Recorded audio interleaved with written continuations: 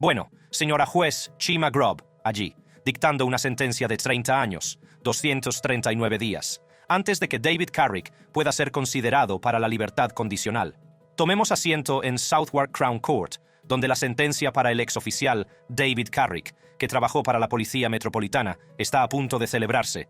Fue detenido en 2021 y tras un año, manteniendo su inocencia, Carrick acabó declarándose culpable de múltiples cargos de violación, todos ellos ocurridos entre 2003 y 2020. ¿Cuál será el veredicto para este violador en serie? Pronto lo sabremos. David Carrick. Cargos: 49 cargos de violación. Tras una breve carrera en el ejército británico, David Carrick ingresó como oficial en la Policía Metropolitana en 2001.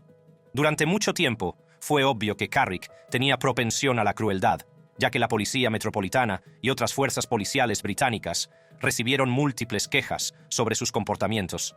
Incluso fue apodado Bastardo Dave por sus colegas, debido a lo brutal que podía llegar a ser.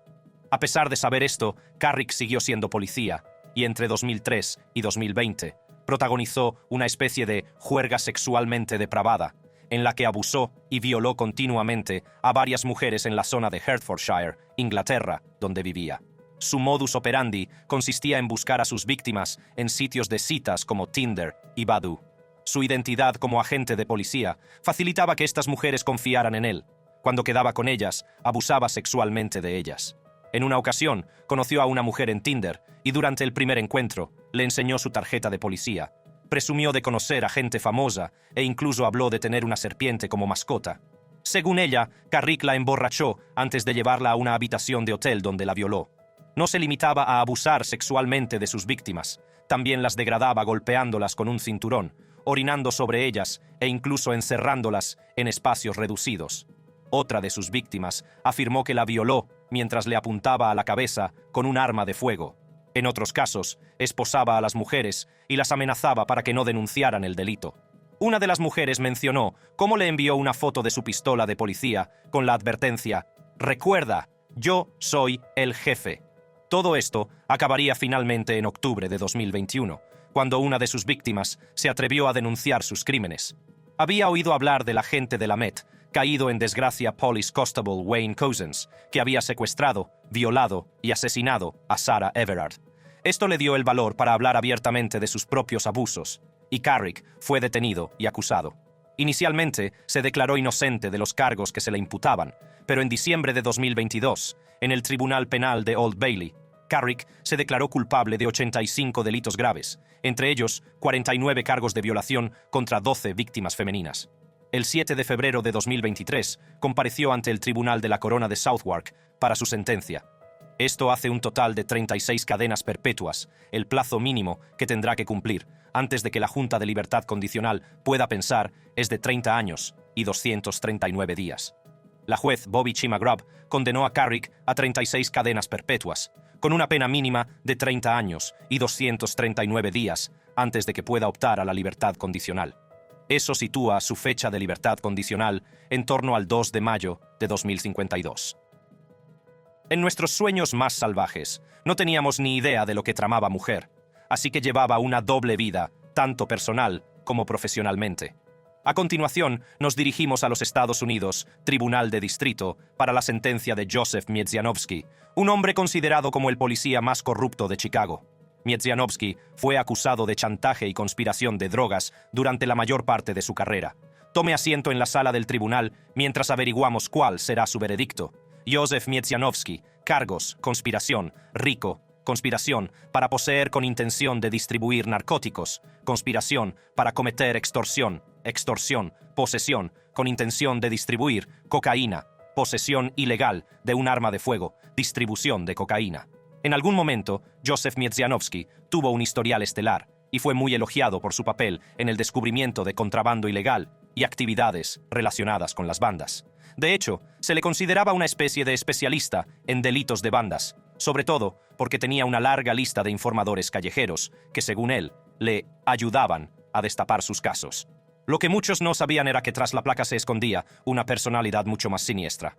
Durante gran parte de sus 22 años de carrera como policía de Chicago, Miedzianowski estuvo muy implicado en los bajos fondos. Trabajaba con informantes callejeros y bandas para distribuir estupefacientes y utilizaba su autoridad como policía para proteger a estas organizaciones delictivas.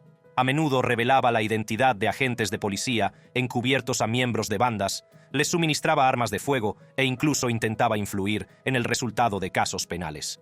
Esencialmente, Miedzianowski se convirtió en el capo de las mismas organizaciones contra las que se suponía que luchaba. Según informes del FBI, Miedzianowski empezó a ofrecer protección a una red de narcotraficantes de Miami a Chicago en 1995, y a cambio de su servicio le ofrecieron hasta $12,000 al mes. Sin embargo, al cabo de un año, consiguió hacerse con el control de las operaciones locales y amplió la red de narcotráfico para incluir a 4 bandas callejeras diferentes. Aparte de su afiliación a los bajos fondos, Miedzianowski también era conocido por su brutalidad. A menudo se le acusaba de irrumpir en domicilios sin orden de registro, robarles el dinero y las drogas e incluso llegar a colocar ilegalmente armas a sus sospechosos. Una antigua agente llegó a acusarle de robar 1 kilo de cocaína durante una detención por narcotráfico y su actuación la envió a prisión. Némesis acabó por atraparle en febrero de 1998, cuando uno de sus socios en el negocio de la droga, Juan Mártir, fue detenido y enviado a prisión en Miami. Según los informes, se decía que Mártir hablaba a menudo de su asociación con un policía de Chicago.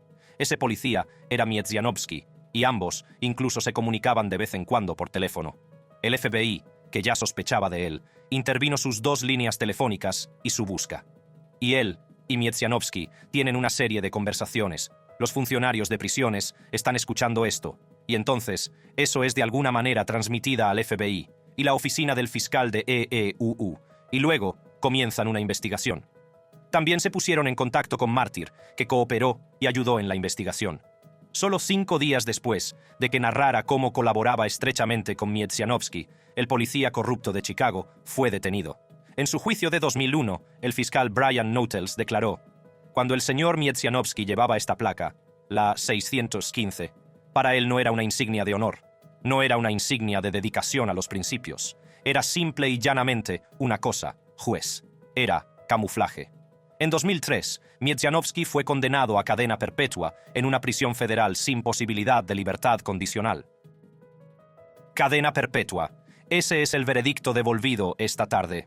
El juicio de un exoficial de Corpus Christi, Jesse Hernández, fue condenado por disparar a 2 oficiales de Selma mientras respondían a una llamada por disturbios domésticos. Ahora tomamos asiento en el Tribunal del Distrito Judicial 437 de Texas, donde la juez estatal de Distrito Lori E. Valenzuela preside el caso del expolicil de Corpus Christi, Jesse Hernández, que disparó a 2 agentes. El motivo: se atrevieron a impedir que maltratara físicamente a su esposa. Mientras esperamos el veredicto del juez, averigüemos todo lo que necesitamos saber sobre este caso. Jesse Hernández, cargos: agresión con agravantes contra un servidor público. El 19 de septiembre de 2013, una persona llamó al 911 para informar que escuchó a una mujer gritar y vio a un hombre agarrarla y llevarla de vuelta al interior de la casa.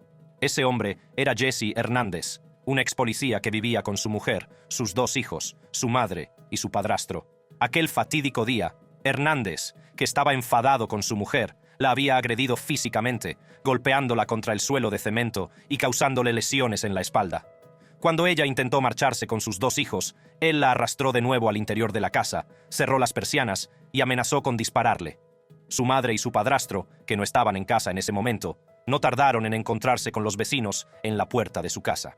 Informaron a la pareja mayor de lo que estaba ocurriendo, y ambos entraron en la casa intentando calmar la situación. Mientras su padrastro intentaba hablar con él, la madre de Hernández llamó al 911 y la agente Tiffany Kierum fue la primera en llegar a su casa. A su llegada, Hernández comenzó a gritarle a su madre, diciéndole que le había dicho que no llamara a la maldita policía. La agente Kierum pidió a la esposa de Hernández que saliera con ella, pero Hernández le ordenó que se quedara donde estaba. En ese momento, el padrastro de Hernández estaba de pie frente a él, por lo que el agente Kierum no se dio cuenta de que llevaba un arma. Justo cuando la madre de Hernández llevaba a los niños arriba, el agente Valderramas llegó al lugar. Cuando entró, la oficial Kierum intentó explicar la situación en el suelo, diciendo que iba a ayudar a la esposa de Hernández a salir de la casa. Justo cuando se acercaba a su mujer, Hernández empujó de repente a su padrastro, que intentaba que se calmara, y disparó a Kierum en la cara. También disparó al agente Valderramas en el muslo y, cuando vio que ambos agentes estaban abatidos, se dirigió hacia el agente Kierum con la pistola. Afortunadamente, el oficial Valderramas pudo dispararle a Hernández, lo que hizo que soltara el arma. Para entonces, más oficiales comenzaron a llegar a la escena y Hernández fue arrestado. El agente Valderramas necesitó 4 meses de rehabilitación por su herida en la pierna, ya que la bala del arma de Hernández le destrozó el fémur. El agente Kierum, aunque vivo, sufrió aún más lesiones y tuvo que someterse a 18 operaciones en 19 meses. Perdió toda la audición en un oído, tiene una discapacidad permanente en el párpado izquierdo y en la cavidad sinusal y parálisis en un lado de la cara. En su juicio de 2015, Hernández fue declarado culpable de agresión con agravantes contra un funcionario público y por su horripilante acto fue condenado a cadena perpetua. Blue está acusado de 4 cargos, incluyendo asesinato premeditado en primer grado en la muerte por estrangulamiento de Jenny Webb, la mujer de Bridgeport que llevaba a su hijo no nacido. En el Tribunal de Circuito del Condado de Saginaw, el juez Darnell Jackson preside el escalofriante caso de Kenneth Blue. El exagente de policía de Michigan había asesinado brutalmente a su novia y a su bebé nonato, y luego había incriminado su muerte para que pareciera que se había suicidado. Siéntese en la sala donde se va a hacer justicia. Kenneth Blue cargos. Asesinato premeditado en primer grado. El 30 de agosto de 2011, el cuerpo de Jennifer Webb, de 32 años, y embarazada de 8 meses y medio, fue descubierto en su vehículo. La encontraron cerca de una zanja con un alargador atado al cuello. El cable colgaba de la vaca del vehículo. Su cuerpo fue descubierto por 2 agentes de policía del municipio de Buena Vista, Kenneth Blue y Tim Patterson. El agente Patterson consideró que se trataba de un suicidio y avisó a la central. Sin embargo, observó que algunas cosas no cuadraban. El agente Blue tenía que estar de servicio ese mismo día a partir de las 22:00 horas, pero no se presentó durante unos 30 minutos. Tampoco respondió a los múltiples intentos de ponerse en contacto con él a través de su radio de patrulla, el ordenador del coche patrulla e incluso su teléfono móvil. Preocupado, el agente Patterson decidió conducir por la zona que Blue patrullaba. No mucho tiempo después, encontró el coche patrulla de Blue con el foco iluminando un Pontiac Aztek. Cuando Blue vio que Patterson había llegado al lugar, salió de su vehículo y se detuvo un rato antes de anunciar que había un cadáver. El agente Patterson observó que parecía muy sudoroso y nervioso mientras estaba en el lugar, lo cual era bastante extraño teniendo en cuenta que, como agente, Blue había visto muchas escenas truculentas de crímenes y accidentes. También tenía una mancha roja en el ojo que pronto se volvió azul y negra. Cuando los agentes anunciaron la noticia de la muerte de Webb a sus padres, estos se negaron a creer que fuera suicida. Le dijeron al detective que investigaba el caso que ella había estado emocionada por tener a su bebé e incluso le mostraron los preparativos que había hecho para el cadáver. Los padres de Webb también identificaron a Kenneth Blue como el padre del bebé y mencionaron que su hija había planeado reunirse con el agente la noche de su muerte. Fue entonces cuando las piezas del rompecabezas empezaron a encajar. El oficial Blue, un hombre casado, tenía una aventura con Webb. Había sido él quien había asesinado a Webb estrangulándola, y las pruebas en la escena del crimen le incriminaban aún más. Los investigadores encontraron una colilla en la escena del crimen que coincidía con el ADN de Blue, restos de su sangre en el cable eléctrico, en la ropa de Webb e incluso en su uniforme. Fue arrestado y en octubre de 2012 fue condenado por el asesinato premeditado en primer grado de Webb. El 5 de noviembre de 2012, Blue compareció ante el tribunal para su sentencia. El juez Jackson le condenó a cadena perpetua sin posibilidad de libertad condicional con las siguientes palabras. Al igual que planeaste el asesinato de Jennifer Webb, también planeaste el asesinato de su bebé. Tenías que saber que cuando la matarás el bebé también iba a morir. Pasamos ahora a la impresionante sentencia esta noche para un exoficial de policía de Oklahoma City, condenado por agredir a varias mujeres, y la abuela acreditada con de abrir el caso de par en par. Vayamos ahora hasta el Tribunal de Distrito del Condado de Oklahoma, donde se está llevando a cabo el controvertido caso de Daniel Holtzclaw. El ex policía fue condenado por múltiples delitos sexuales, todos ellos cometidos mientras trabajaba para el Departamento de Policía de Oklahoma City. Lo que hace que este caso sea especialmente inquietante es que todas sus víctimas eran mujeres afroamericanas, lo que lo convierte en un caso racial. Acomódate mientras descubrimos cuáles eran las consecuencias de sus acciones. Daniel Holtzclaw. Cargos. 18 cargos, que incluyen agresión sexual, sodomía oral forzada, asalto y acoso. Como cualquier otro agente de policía, Daniel Ken Holtzclaw había prestado juramento de proteger todas las vidas. Sin embargo, parecía que este juramento no significaba nada para él, ya que fue acusado de agredir sexualmente a múltiples mujeres afroamericanas entre diciembre de 2003 y junio de 2014. Holtzclaw no solo tenía como objetivo a mujeres negras, sino que se aseguraba de que sus víctimas procedieran de las zonas más pobres de la ciudad y tuvieran antecedentes penales u órdenes de detención pendientes. Al comprobar los antecedentes de estas mujeres, se aseguraba de que sus víctimas fueran mujeres a las que las autoridades no prestarían mucha atención si presentaban una denuncia teniendo en cuenta que tenían antecedentes penales. En pocas palabras, se aseguraba de que sus presas fueran mujeres indefensas, sin voz para pedir ayuda. En una ocasión, detuvo a una de sus víctimas, Shandegreon Said Hill, de 24 años, en estado de embriaguez. La llevó al hospital para que se desintoxicara, pero mientras estaba esposada a la cama del hospital, la violó y la obligó a practicarle sexo oral con la promesa de retirarle los cargos. Como si eso no fuera suficientemente traumático, Holtzclaw empezó a acosarla en las redes sociales e incluso la siguió hasta su casa. Sus actos enfermizos acabarían saliendo a la luz el 18 de junio de 2014. Alrededor de las 2:00 am, después de haber terminado su turno en el lado noreste de Oklahoma City, hizo una parada de tráfico de la que no informó a la central de policía. Su última víctima fue Jani Ligons, de 57 años y abuela de 12 hijos, que pasaba por la zona a la que solía dirigirse. Lo que Holtzclaw no sabía era que Ligons no era una mujer negra pobre ni tenía antecedentes penales. La obligó a practicarle sexo oral justo después de pedirle que se bajara los pantalones. Una vez que terminó y la soltó, Ligons presentó inmediatamente una denuncia policial. Este acto singular abriría una lata de gusanos que puso de relieve el rastro de abuso sexual de Holtzclaw, desde Ligons, de 57 años, hasta incluso una víctima de 17 años. El 21 de agosto de 2014, Holtzclaw fue arrestado y tras el inicio de su juicio, fue despedido en enero de 2015. El 10 de diciembre de 2015, Holtzclaw fue declarado culpable de 18 cargos sexuales, de 36 cargos que vinieron con una sentencia de 263 años de prisión, a pesar de que mantuvo su inocencia durante todo su juicio. El 21 de enero de 2016, Holtzclaw compareció ante el tribunal para la sentencia.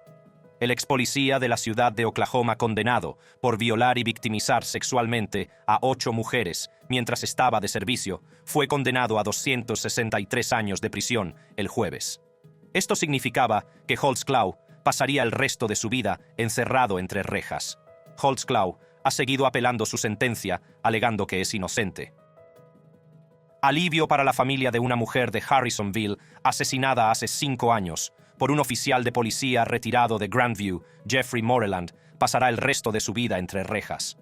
En el Tribunal de Circuito del Condado de Cass, un exagente de policía de Grandview está a punto de ser condenado en un impactante caso que salió a la luz tras un doble asesinato. Durante mucho tiempo, el oficial retirado Jeffrey Dean Moreland logró evadir a la policía después de asesinar brutalmente a 2 mujeres en sus casas. Sorprendentemente, un retrato robot fue todo lo que se necesitó para atraparlo y ahora se debe hacer justicia.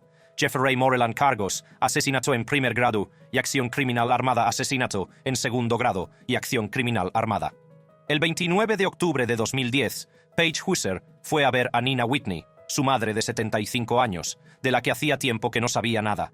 Cuando llegó a la casa de Whitney, al sur de Kansas City, encontró a su madre tirada boca abajo en la base de la escalera, muerta, e inmediatamente llamó al 911, creyendo que podía haberse caído tras sufrir un ataque al corazón.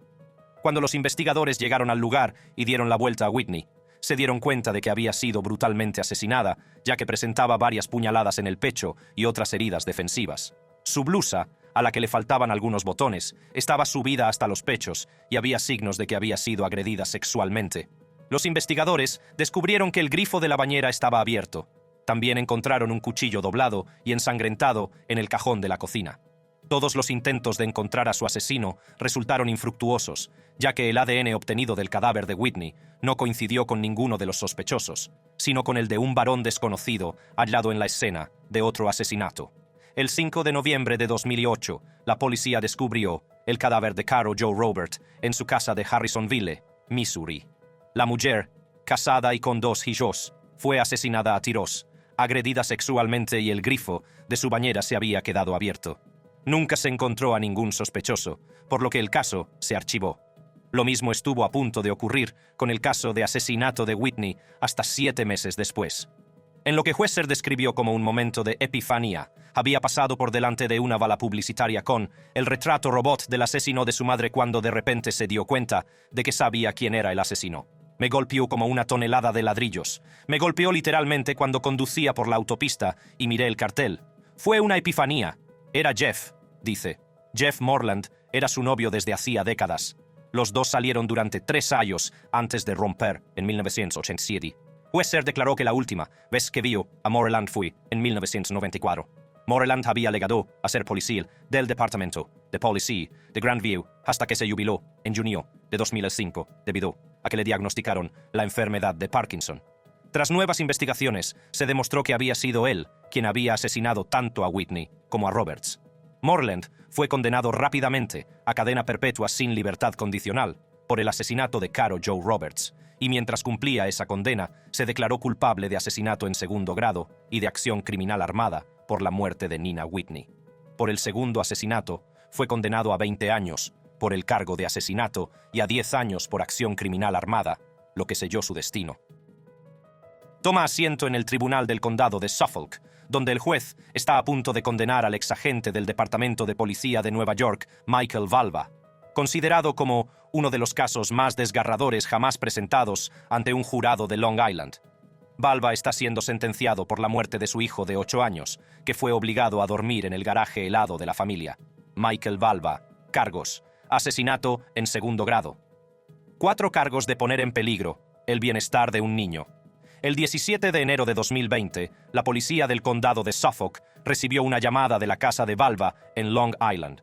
Según el informe, su hijo Thomas, de 8 años, se cayó en la entrada mientras intentaba coger el autobús escolar y perdió el conocimiento. Los agentes llegaron inmediatamente al lugar y encontraron a Valva practicando la reanimación cardiopulmonar al pequeño, cuya temperatura era de solo 76 grados. Cuando lo llevaron al hospital, lo declararon muerto. Sin embargo, las investigaciones no tardaron en demostrar que la muerte de Thomas no se produjo por casualidad. Michael Valva y sus 3 hijos vivían con su entonces prometida, Angelina Polina, y las 3 hijas de esta en una casa de Bittersweet Lane, en Center Moriches.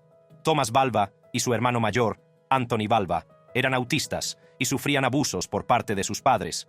Según las pruebas obtenidas del amplio sistema de seguridad de la casa de la pareja, ambos niños fueron obligados a pasar 16 horas en el garaje de la familia, en una noche helada sin calefacción, colchón, mantas o incluso acceso al baño. En algún momento de la noche, el niño de 8 años se había despertado en el suelo de cemento y se había manchado los pantalones. Las imágenes de la cámara de vigilancia de la casa revelaron que Valva, al ver que su hijo se había hecho pis, empezó a gritarle. Amenazó al niño y le ordenó que saliera a la calle, con el frío que hacía, para lavarle con agua. Mientras estaba fuera, Thomas perdió el conocimiento y cayó boca abajo varias veces en el patio de cemento del patio trasero. A pesar de lo aterrador de la situación, Valva tardó al menos 1 hora en llamar al 911. Cuando Thomas fue trasladado al hospital, había muerto por complicaciones de la hipotermia. Valva y su prometida fueron detenidos. A pesar de las pruebas de sus abusos, Valva lloró en su juicio en 2022, mientras afirmaba que nunca había querido que su hijo muriera. Ni en mi peor pesadilla habría imaginado ser responsable de la muerte de Thomas. En noviembre de 2022 fue declarado culpable de asesinato en segundo grado y 4 cargos de poner en peligro el bienestar de un niño. Un exoficial de policía de Nueva York ha sido condenado de 25 años a cadena perpetua, después de ser declarado culpable de asesinar a su hijo de 8 años. Michael Valva fue finalmente condenado a 25 años de cadena perpetua por la muerte de Thomas. Polina, cuya sentencia estaba prevista para otro juicio por asesinato, también se enfrenta a penas de hasta 25 años a cadena perpetua. A continuación, nos centramos en el caso de un exagente de policía de Georgia, condenado por el asesinato de Gregory Towns, de 24 años, un hombre negro desarmado al que mataron con una pistola eléctrica mientras estaba esposado. Toma asiento en el Tribunal Superior del Condado de Fulton, donde un juez está a punto de dictar sentencia por el papel de Marcus Eberhart en el asesinato de Towns. Marcus Eberhart, cargos: delito de asesinato, cargos de asalto. El 11 de abril de 2014, los agentes de East Point, Marcus Eberhart y Howard Wims, respondieron a una llamada por violencia doméstica realizada por la novia de Gregory Towns, Isel Smith. Cuando llegaron a su apartamento, intentaron enfrentarse a Towns, que huyó. A menos de 1 kilómetro de distancia, los agentes finalmente lo sorprendieron sentado en el suelo e intentando recuperar el aliento. Le esposaron, pero, según los fiscales, Towns alegó que estaba demasiado cansado para caminar hasta el coche patrulla de los agentes. Los agentes, por su parte, declararon que Towns se negó a obedecer las instrucciones de levantarse del suelo, por lo que utilizaron sus pistolas paralizantes para que obedeciera. Incluso cuando se cayó al lecho de un arroyo, los agentes siguieron utilizando sus pistolas eléctricas con él hasta que quedó inconsciente. Cuando los paramédicos llegaron al lugar, descubrieron que Towns no tenía pulso. La autopsia reveló que murió de enfermedad cardiovascular hipertensiva exacerbada por el esfuerzo físico y la estimulación eléctrica conducida. En sus informes sobre el incidente, ambos agentes afirmaron haber utilizado las pistolas paralizantes contra Towns solo 5 veces. Pero las pruebas demostraron que el joven de 24 años recibió al menos 14 descargas. Los agentes Eberhart y Wims fueron detenidos y acusados de asesinato y otros cargos. En su juicio de 2016, ambos oficiales fueron declarados culpables de los cargos que se les imputaban. Bueno, después de un día de deliberaciones, puedo decirles que en los últimos 10 o 15 minutos, ese jurado volvió con un veredicto. Ese jurado, compuesto por 5 mujeres, 7 hombres, regresó y dijo que el sargento Eberhart lo encontraron culpable de todos los cargos. Y el cabo Wims, fue declarado culpable en 4 de los 10 cargos. Ese mismo año, Eberhart, que dimitió como oficial, fue condenado a cadena perpetua con posibilidad de libertad condicional después de 30 años por el asesinato de Gregory Towns. Wims, por otra parte, fue despedido y condenado a 5 años de prisión de 18 meses tras ser declarado culpable de homicidio involuntario, conducta temeraria y violación del juramento del cargo. Hoy el ex detective de Oklahoma, Michael Neely, declarado culpable de asesinar a su jefe de policía en un hotel en Pensacola Beach, fue condenado a cadena perpetua. Prepárate para otro caso alucinante en curso en el Tribunal de Distrito del Condado de Escambia, donde la sentencia de 50 años de edad, oficial de Manford, está en marcha. Michael Neely fue declarado culpable de asesinar a su jefe de policía y mejor amigo después de una borrachera en una habitación de hotel en Pensacola Beach, Florida. Averigüemos cuál sería la sentencia por este acto brutal. Michael Neely cargos: asesinato en segundo grado. En noviembre de 2019, Michael Neely y su jefe de policía, amigo Lucky Miller, viajaron de Oklahoma a Pensacola para asistir a una conferencia sobre el cumplimiento de la ley en el Hotel Hilton, Pensacola Beach, en Via de Luna Drive. Ambos reservaron una habitación compartida y todo parecía ir bien hasta que, más tarde, el personal del hotel empezó a recibir múltiples quejas sobre ruidos procedentes del baño de hombres. Un guardia de seguridad asignado para comprobar lo que ocurría entró en la habitación y encontró a Neely sentado encima de Miller, murmurando palabras ininteligibles. Cuando los paramédicos llegaron al lugar, Miller no reaccionaba y su cara parecía brutalmente golpeada, con el ojo derecho hinchado. La mano derecha de Neely también estaba hinchada y enrojecida. Según los informes forenses, Miller sufrió unas 5 heridas traumáticas por objeto contundente en la cabeza justo antes de morir. Al parecer, ambos hombres estaban muy intoxicados y tuvieron un altercado físico, ya que otro cliente dijo a los investigadores que oyó un rugido seguido de una voz que decía «Basta, Mike», una y otra vez. En el momento del asesinato, Neely tenía una tasa de alcoholemia de 0,294 y Miller, en el momento de su muerte, tenía una tasa de alcoholemia de 0,334. Cuando Neely fue llevado para ser interrogado, declaró que no tenía ni idea de lo que había sucedido. Me gustaría saber qué pasó, porque, ya sabes, te estoy diciendo, no tengo ningún recuerdo de nada de esto. Nada de eso importó en la corte. Como Neely fue declarado culpable del asesinato en segundo grado de Lucky Miller el 30 de marzo de 2021 y fue programado para ser sentenciado el 29 de abril.